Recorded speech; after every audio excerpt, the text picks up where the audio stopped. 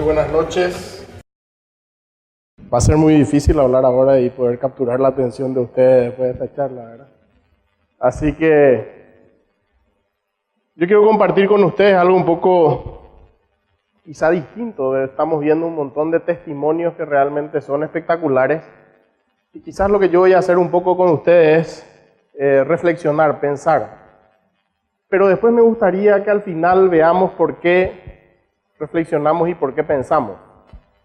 Tampoco me quiero presentar ahora, solamente decirles que los tiempos similares a ustedes, yo los viví en los 80 y al final sí les voy a contar mi historia. ¿Por qué iPhone, Google, WhatsApp y Jesucristo? Porque vamos a hablar de la cultura. Nosotros respiramos cultura, la cultura está alrededor nuestro, pero la cultura se va impregnando en nuestra interioridad de manera casi que nosotros no nos damos cuenta. Y de hecho que hay algunos autores como Daniel Goleman que dice que no solamente las señales que nosotros emitimos van al cerebro, sino también a las amígdalas, ¿verdad? Uno muchas veces dice cosas o reacciona de una manera determinada por cosas que van entrando en nuestra interioridad y que tienen que ver con lo que nosotros vivimos todos los días y los estímulos a los que estamos expuestos. Nosotros vivimos hoy algo que Siegfried Bauman llama la cultura líquida. La cultura líquida porque todo fluye, nada es permanente. Nosotros en los 80 teníamos instituciones que eran como nuestras columnas vertebrales sobre las cuales nos referenciábamos y sobre el cual referenciábamos nuestra identidad. Pero hoy día esas cosas son parte del viejazo para muchos de ustedes. Y de hecho que podemos decir de que la civilización está en una especie de adolescencia porque nos rebelamos ante los partidos políticos, las iglesias, el sistema democrático, todo lo que para nosotros fue un paradigma, hoy a nosotros no nos llena, ¿verdad? Y la característica de esta cultura líquida donde todo fluye es que nada es lo suficientemente permanente como para que los usos y costumbres se establezcan. El cambio es la constante y ese cambio que es la constante genera en nosotros incertidumbres, miedos, genera una serie de inconvenientes y sobre todo hace que seamos parte de una cultura donde todo tiene fecha de vencimiento. Tiene fecha de vencimiento mi relación de pareja, tiene fecha de vencimiento mi militancia católica, hasta que termine la universidad voy a estar en las misiones o voy a hacer un apostolado, después me voy a dedicar a ganar plata y así vamos a dándole fecha de vencimiento a una serie de cosas porque somos parte de una cultura donde todo fluye. Y esta cultura requiere de nosotros que seamos veloces, que seamos muy ágiles, que todo sea rápido. Cuando yo tenía la edad de ustedes en los 80 y organizábamos la visita del Papa, el gran elemento de tecnología que nosotros teníamos era el fax.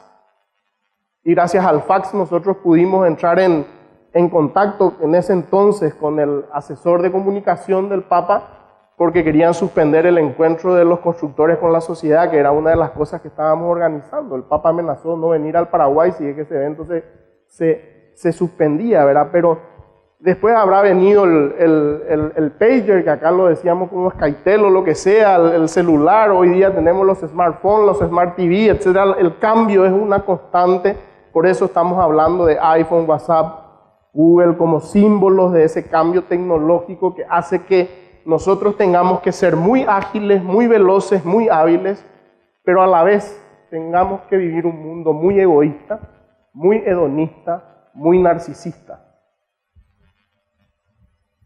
Nosotros vivimos una cultura de la primacía de lo audiovisual. Pareciera una novedad, pero ¿qué tiene que ver la primacía de lo audiovisual? Y nosotros tenemos 5 sentidos. Y cuando estamos hablando de la primacía del audiovisual, estamos hablando que los sentidos principales en esta cultura líquida son el de la vista y el del oído. Y estos sentidos son los que ejercitamos permanentemente en las múltiples pantallas con las que nos relacionamos. Sea un smartphone, sea un televisor, sea un iPad. Cualquier pantalla que nosotros usemos hoy requiere de un ejercicio de este tipo de sentidos. Y los sentidos de la vista y los sentidos auditivos son sentidos de la lejanía. Los sentidos de la cercanía, que eran propios de la Edad Media, son los sentidos del tacto, porque era el mundo artesanal, uno moldeaba el barro, era con el tacto que uno desarrollaba ciertas cosas, era el sentido del olfato, porque los olores eran importantes, del gusto, las comidas, el probar las plantas, el probar un montón de cosas que no sabíamos todavía si serían o no parte de la dieta, etc. Pero estos sentidos son parte de una cercanía humana. En épocas pasadas, y yo no voy a predicar aquí una vuelta al pasado, sino al contrario, les voy a plantear después qué podemos hacer para ser cristianos ante esta realidad de la cultura líquida. En el pasado el cuerpo estaba preso, o el alma estaba preso dentro del cuerpo. Entonces el cuerpo era el símbolo de lo malo y el alma era lo que nosotros teníamos de bondad o de buen espíritu, etc. Pero el cuerpo era pecaminoso. El ser cristiano significaba que uno tenía que flagelarse. Hasta ahora pueden haber algunas corrientes dentro de la iglesia que tienen esas prácticas, porque tiene una concepción de que el cuerpo es pecaminoso, es lo malo y que el alma es solamente lo que es bueno. Parte de la cultura líquida hoy nos dice que existe una bondad en el cuerpo y que el cuerpo es honrado. El cuerpo es una representación de lo que realmente somos como personas. Pero por otro lado, la cultura líquida también hace del cuerpo una religión. Y esta religión tiene sus santuarios, que son las alfombras rojas, que son los lugares donde vamos para mirar y ser mirados. Esta religión también tiene sus santuarios, tienen sus sacerdotes, tienen sus eventos que hacen que el cuerpo tenga que lucir de una manera, pero tiene también su tiranía, y la tiranía es que esta generación en la que vivimos sufre de la bulimia o de la anorexia, o hay ciertas cosas como el bullying, porque de repente hay algún gordito de la clase o alguien que parece que piensa mucho o estudia mucho, y entonces es objeto de nuestra burla, ¿verdad? Esto es parte también de esa cultura líquida que estamos hablando. La manera tradicional de elaborar el conocimiento tenía que ver siempre con el tema de vivir una sensación. Esta sensación genera una percepción, la percepción genera el pensamiento nos hace obrar, y el obrar es lo que nos permite ser como somos. Hoy eso se ha roto y prácticamente lo que nosotros vivimos es permanentemente un continuum de sensaciones. De vuelta les quiero aclarar que no estoy en contra de nada de lo que muestro, simplemente estoy describiendo la realidad. Y de hecho que también disfruto de muchas de estas cosas que tienen que ver con las sensaciones. Pero el problema es que las sensaciones son un continuum que no tiene pausa. Y el problema está que no hay pensamiento si no hay pausa. No hay pensamiento si al movimiento no le ponemos una alternancia. Nosotros como padres, y está mi esposa por ahí, cuando nuestros hijos fueron chicos, hoy están un poquitito más grandes, todo el fin de semana nos pasábamos llevándole de intercolegial a intercolegial, de actividad en actividad, y cuando terminaba el fin de semana lo único que habíamos tenido era un continuum de actividades que arrancaban a la mañana de un sábado y muchas veces terminaban un domingo a la noche, sin tiempo para parar, etc. Hoy día si alguien se queda una tarde en su casa a leer un libro, va a pensar es un aburrido. Tenemos que estar moviéndonos constantemente. Y si no participamos de las sensaciones, ¿verdad? Y después esto tiene que ver con lo que yo hago también, En la publicidad después ponemos así a dos chicas muy bien vestidas, muy lindas, que no fueron parte de la sensación, entonces están out, ¿verdad? No están in. Eso también es parte de la cultura líquida. El proceso de sensación, percepción, pensamiento, y disculpen que a lo mejor esto sea muy difícil como reflexión, pero es un desafío también pensar un poco juntos, se rompe en esta sociedad líquida, en esta cultura líquida, donde el movimiento que se nos impone pone trabas permanentes a la tarea de pensar, a la tarea de reflexionar.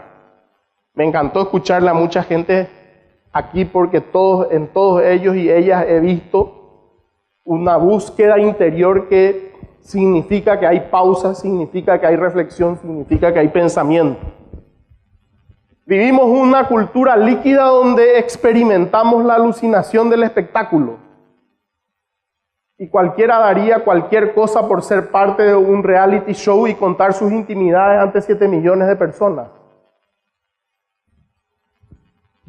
Bienvenida a las diferencias. Este mundo y esta cultura líquida tiene cuestiones muy interesantes en materia de que las diferencias son aceptadas y son permitidas. Y son promovidas incluso, pero esas diferencias no siempre son tan profundas y hay un mundo que nos usa como objetos de consumo fundamentalmente y nos igualan todos. Y nos vestimos todos de la misma manera, hacemos todo lo mismo, nos vamos siempre a las mismas cosas todos juntos, ¿verdad? Porque si no estamos dentro de la movida no somos nada. La cultura de la información es parte del mundo líquido. Una edición dominical del New York Times tiene más información de la que una persona culta en el siglo XIX haya podido acumular a lo largo de su vida. Ni qué decir toda la información que está disponible en la red. Pero esto tiene también un impacto en nuestra afectividad. Y la afectividad es la que define mi relación conmigo mismo, o la relación que yo tengo conmigo mismo, y la relación que tengo con el otro, el prójimo, el próximo. Tenemos serias falencias a la hora de entender nuestra afectividad. No nos queremos como debiéramos querernos, por eso que es frecuente ver que jóvenes vivan en la depresión y al mismo tiempo no tenemos la capacidad de querer, porque querer es solamente posible, según el mandamiento de Jesús, si la medida del amor es el amor que te tenés a vos mismo. Amen al prójimo como a ti, ama al prójimo como a ti mismo. La medida del amor es el amor que te tengas a vos. Si vos no te amás, el amor que le vas a dar al otro es muy escaso. Y esto no es egoísmo, sino que esto es realmente el llamado que nos hace Jesús. Dos cuestiones claves, porque aquí viene lo que yo quiero proponerles hoy ante esta realidad que nos toca, cómo podemos ser cristianos y cómo podemos seguir a Jesús. Cómo Jesús puede irrumpir en nuestras vidas en medio del iPhone, del WhatsApp, del Google y de toda esta cultura que nos desestructura como personas. Uno es la ascética. La ascética es mi disponibilidad para Dios. Tenemos que estar disponibles. Hemos visto ejemplos aquí y ustedes mismos están disponibles si es que quieren venir hoy a escuchar charlas como esta. Y de vuelta, la otra propuesta es la mística. ¿Y qué es la mística? La mística es mi experiencia de Dios. Anímense a experimentarle a Dios en medio de la cultura líquida. Jesús no es otra cosa más que Dios que se hace hombre y vive su humanidad en la historia de su época. Nosotros tenemos que vivir la fe en nuestra historia. Y la propuesta que nos hace Jesús es la que le hizo a los discípulos en el lago de Tiberíades. Si la cultura líquida que tenemos hoy es el escenario en el que nos toca vivir, Jesús se nos aparece a nosotros como a Pedro y le invita a caminar sobre el agua. El lago de Tiberíades significaba el miedo, significaban los malos espíritus, los cerdos endemoniados que se tiraban ahí. La noche en la pesca era peligrosa y sin embargo Jesús le invitó a los apóstoles a caminar sobre el agua y a que le reconocieran en medio de esa situación, de esos miedos que todos ellos tenían. Y caminar sobre el agua es lo que nos va a permitir en medio de esta sociedad avanzar hacia la tierra firme que es Jesús. 3 cositas dentro de lo que es esta cultura líquida. Amarse a uno mismo, cuidarse a uno mismo. El cuidado del otro, el cuidado del prójimo. La vida no tiene sentido si el otro no está presente. La vida es un sinsentido en ausencia del amor al otro. Y el cuidado de la naturaleza, porque el amor al otro ya no es solamente al prójimo, que es el buen samaritano, sino es aquel prójimo que yo no conozco y que está a miles de kilómetros de distancia y que vive en otras latitudes y que ni siquiera sé su nombre. Entonces esa es la propuesta que yo les vengo a hacer hoy en esta sociedad líquida en la que vivimos. Probablemente nosotros no vamos a poder cambiar parte de la cultura, pero Jesús sí nos invita a caminar sobre el agua. Cuidarse a uno mismo significa cultivar la interioridad, vivir la espiritualidad. Cuidar del otro significa asumir lo que el Papa Francisco nos pide, que es salir a el encuentro del otro en las periferias, o sea, ser misioneros, ser apóstoles. Esa es la dimensión cristiana que nos pide Jesús. Y el cuidado de la naturaleza no significa otra cosa más que, en este mundo tan consumista, tener experiencias de gratuidad. Ahora sí me voy a presentar. Soy Pascual Rubiani, tengo 48 años. Ana, mi esposa, está por ahí, me acompaña. Tengo 3 hijos maravillosos, 2 que lo tuvimos con mi esposa Ana, que son Pablo y Marcelo, y una hija que es nuestra hija del corazón, que es Andrea. Soy empresario, me dedico a la publicidad. Conozco mucho de esta cultura líquida porque estoy en la maquinaria del consumo. Y estando en la maquinaria del consumo tuve que buscar el por qué soy parte de ese engranaje y cómo tengo que vivir mi fe. Y por eso la propuesta de caminar sobre el agua. Y lo que les quiero decir es que realmente es posible ser cristiano sin fecha de vencimiento a lo largo de toda la vida, en todo momento, y que probablemente es lo que a uno le da la posibilidad de tener siempre, en todo este tiempo de cosas cambiantes, un lugar firme, un suelo duro, un suelo que va a estar ahí como columna vertebral para que nosotros podamos seguir avanzando. Muchas gracias.